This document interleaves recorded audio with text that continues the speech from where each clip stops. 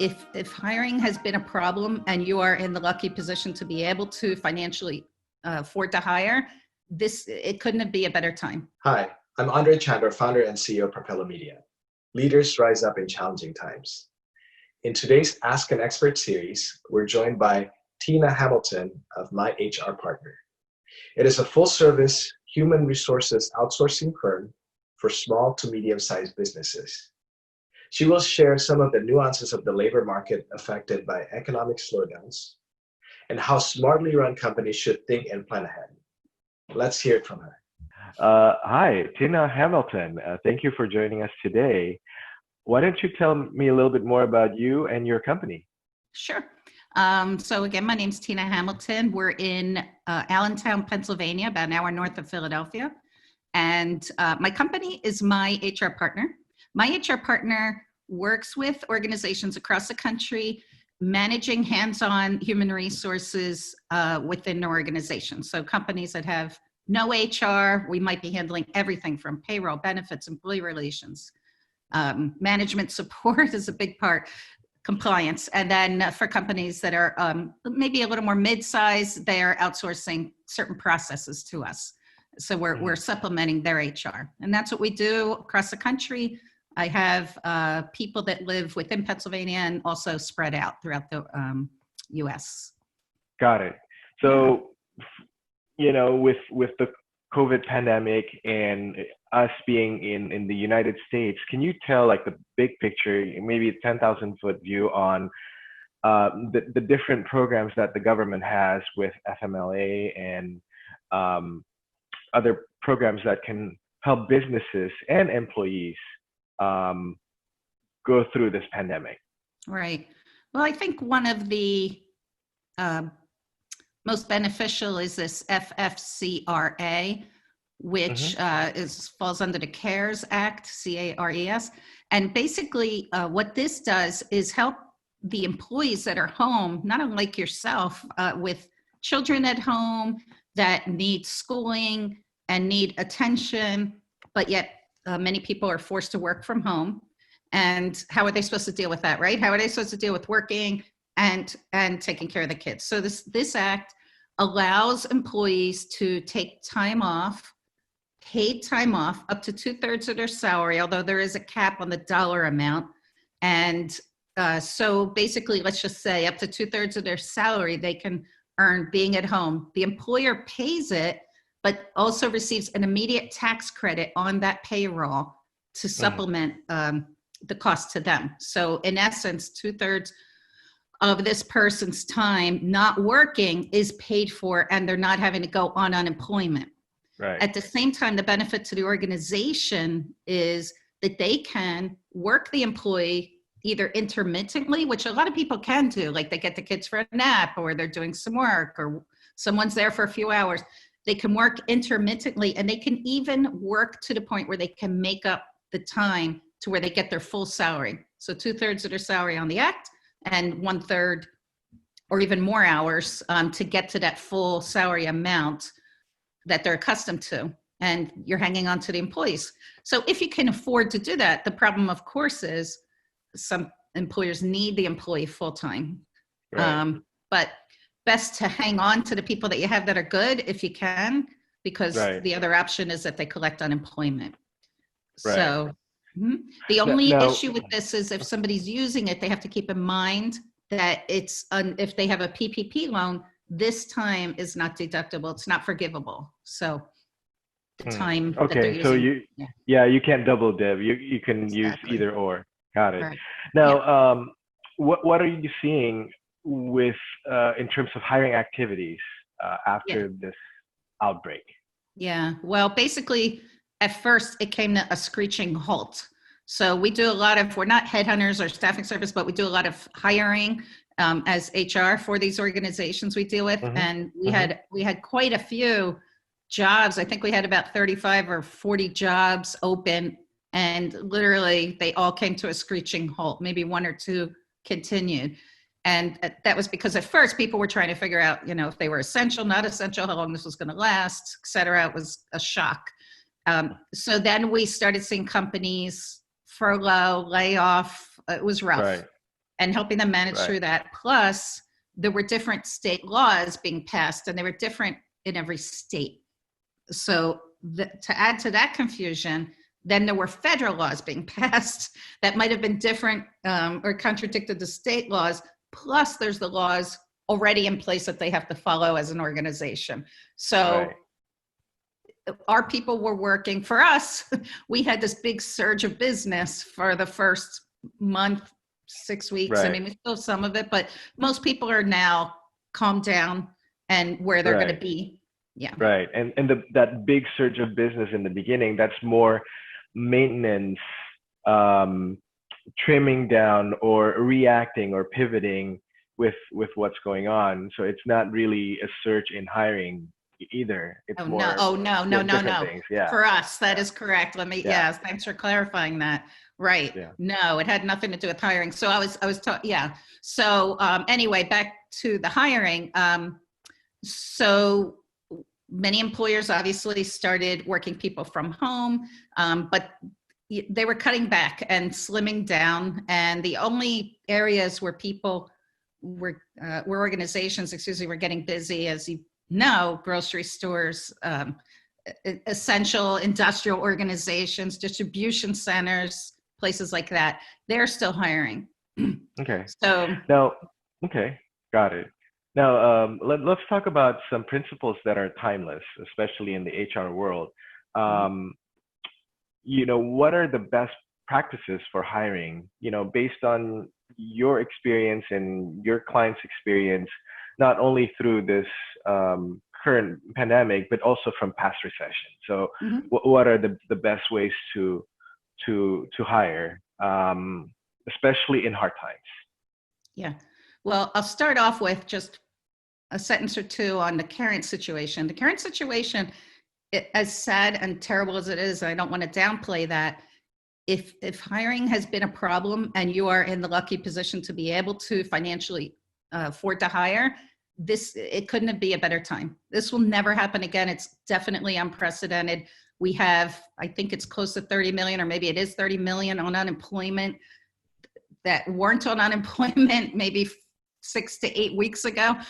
So these people are not only off work, they're home and in front of their computers. So, I mean, if you have, and I'll share some of the ways that you attract employees next, but if you have that ability, or you can hire someone to help you either way, this is a time to do some hiring. And the thing is, you don't have to actually hire the people now. You can interview them, you can go through the reference checking, all the processes, and put off a start date for a later time. That's what many people are doing, including ourselves.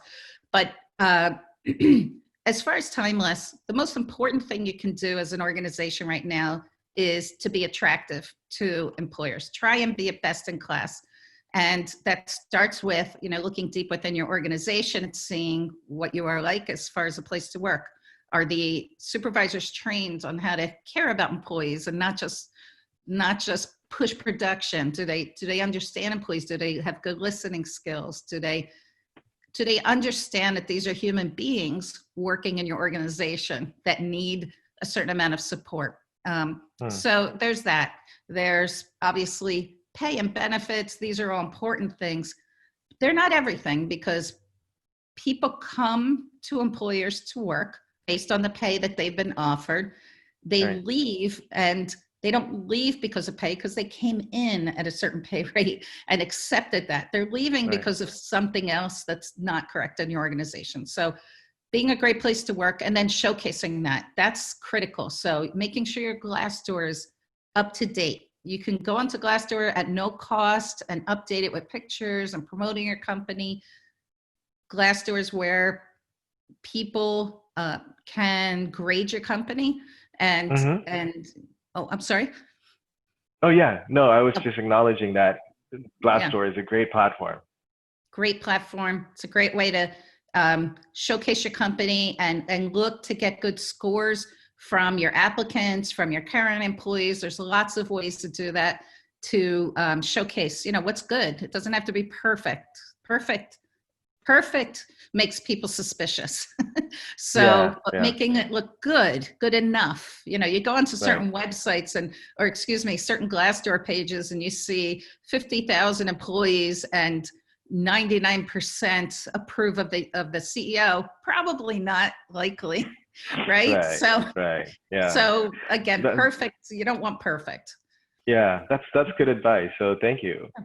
Sure. Now, do you see huge disparity, huge differences between unemployment of blue collar workers versus white collar?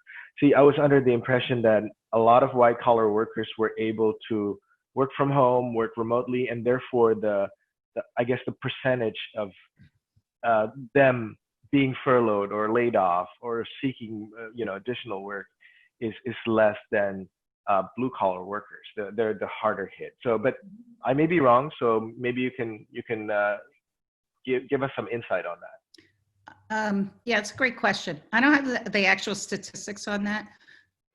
However, I think it depends on the industry, of course, the industry that was hit. But I would say it is more likely that blue collar were the hardest hit. And, some of them are still waiting for unemployment. So, yeah, supposedly it's coming, and the extra $600 supplement, which is fantastic, is coming, but coming doesn't work when you have nothing. So that really needs to step up for those people. Mm. But yes, I do believe that the blue collar workers were hit harder than the white collar. But many companies are having to slim down or cut down depending on their industry. So there's still opportunity out there when it comes to hiring to reach those people. And again, Right. even if they are working, everyone is home. Everyone's in front of many workers. Most of them, I would say, are spending some portion of the day in front of their computers. And it's a great opportunity to reach people that you would never have been able to reach before. So that's Totally. pretty awesome. Yeah. Right. Right. Now, my next question is it wise to be countercyclical? 2 months ago, a lot of companies complain about how hard it is to find talent. And now it's the opposite, but psychologically, it's more difficult as well, right? When things are falling apart, it's it's a leap of faith, to start hiring when everyone else is laying off. So, can you speak on the countercyclical nature of hiring, or is it to be smart to do that? I think it's smart to take an inventory of who you have on staff and who you have on staff, and are they strong enough to pull you through when it comes time to re-enter the workforce. And when I say re-enter, your business can still be running and operating, but a lot of businesses are not, right? So there's eventually people are going to come back, and you're going to need a strong staff to take you through that time. So looking at if anybody's weighing you down or not aligning with your values or your mission, or might not be able to grow with you into the future, this is the time to make those changes. So, to answer your question, I'd say, look, just ultimately a company needs a strong team, period, end of conversation. Right.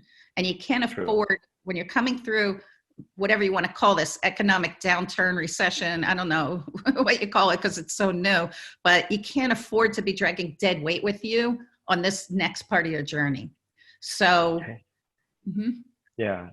Now, you mentioned earlier, the key is for companies to retain their employees, so employee retention.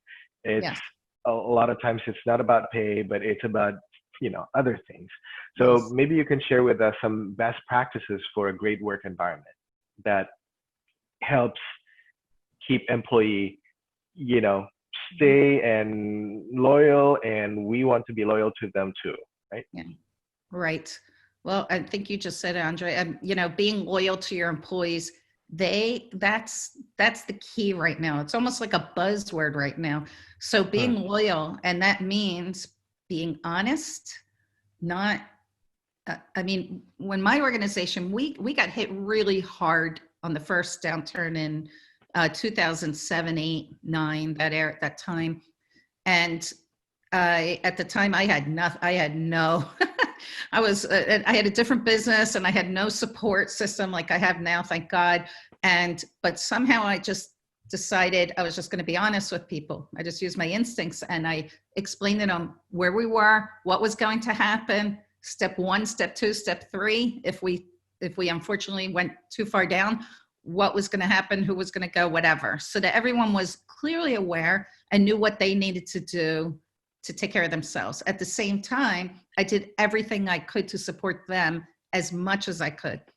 I think those kind of messages that you as an employer, as a business owner especially, or CEO, that there's cuts happening that are hitting you, the higher paid individuals first, before the lower paid individuals. It has to be that way.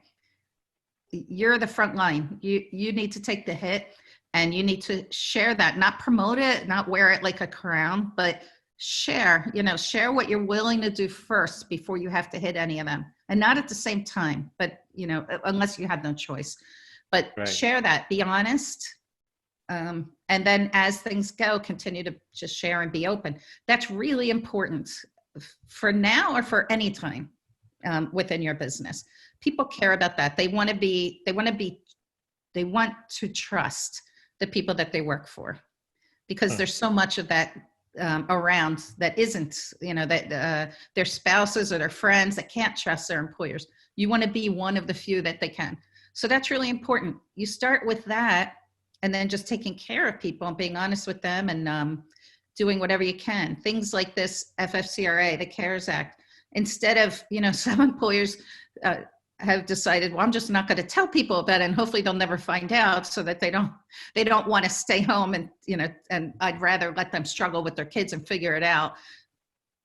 It's a struggle for businesses, but it's also a struggle to be home when you have small children, especially, Sure. that you have to care for and try to work. It's Right. Yeah. So yeah. Mhm. Well, I mean, what you just said reminds me of that book by Simon Sinek, right? Leaders Eat Last. So you can be really transparent and also make sacrifices. yes. Your employees go first. Yes. So Tina, is there anything else that you'd like to share that I forgot to ask? Actually, you did a great job asking questions, but I think right now, for employers, whatever situation that they're in, if in fact they're listening to this, because I assume that they're planning to either resurge and reopen, or they're open already, that just continue to realize that employees are in this as much as you are. This isn't just about you and your business. They're also being personally affected. It might seem like it's all you and on you, but no, it's everybody's in this. They're all being affected one way or another. And so, yeah, you got to kind of, be strong. You got to be that strong leader and show them, give them an example of how to move forward. I mean, don't be afraid to be yourself, but also show them what it is to pull up your pants and get dressed, and and get back to work, and and move forward. And it can be done. It can be done. Absolutely. People are doing it. Yeah. All right. Well, Tina, again, I just want to thank you for being here, for joining us, and I really appreciate your wise words. And thank you. Yes. Thank you.